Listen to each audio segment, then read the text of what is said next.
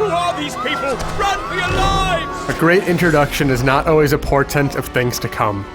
Venetica begins in the middle of chaos. Murderous bandits have taken their swords to a small mountain village. They move with deadly precision, laying waste to the meager buildings while slaying any red-blooded protector who tries to stem their violence.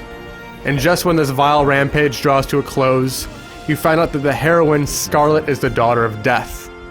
It's a beginning that makes you eager to start off on what promises to be an epic adventure, but it's clear early on that Venetica's potential has little chance of being realized. A stuttering frame rate is the first sign that this journey will not unfold unhindered, and the problems only grow more prevalent as the hours pass by. Shallow combat, a deluge of repetitive quests, and unhelpful waypoints snuff out the initial flame of hope that Venetica carries, and frequent load times continually interrupt the flow. Just a little favor, a humble piece of information. Despite the personable protagonist and often beautiful world urging you forward, the myriad problems make it difficult to get sucked into this world.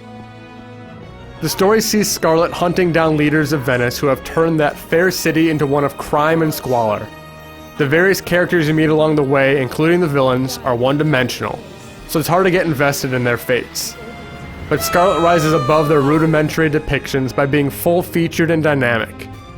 You have a choice in how many of your quests play out, and though this isn't tied to a morality meter as in other role-playing games, it does create a ripple effect.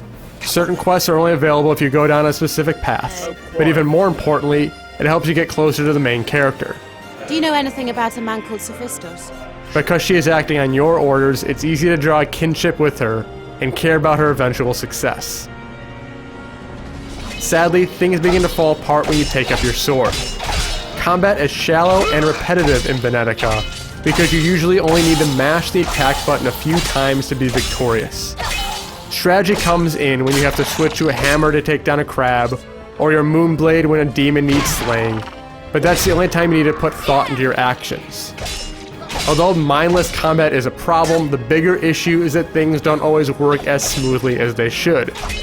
Each of your 4 weapon types has a unique block, and there aren't enough buttons to map every block, while still having enough room for magic and healing items. This means you're usually better off rolling away from enemies, but you get stuck on the environment so often that it can be a serious pain.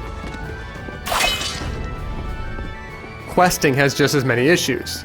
There are basically only 2 types of quests: kill things or collect things. Granted, you do have a choice in how some of these play out, but the lack of diversity provides little pull to do everything available. Furthermore, the map doesn't always point you in the right direction. A green dot is supposed to show you where you need to go next, but it doesn't always appear on the map, and it's even in the wrong place sometimes. This leads to directionless stretches where you end up wandering around a city hoping you happen upon the right place to go, which gets boring fast.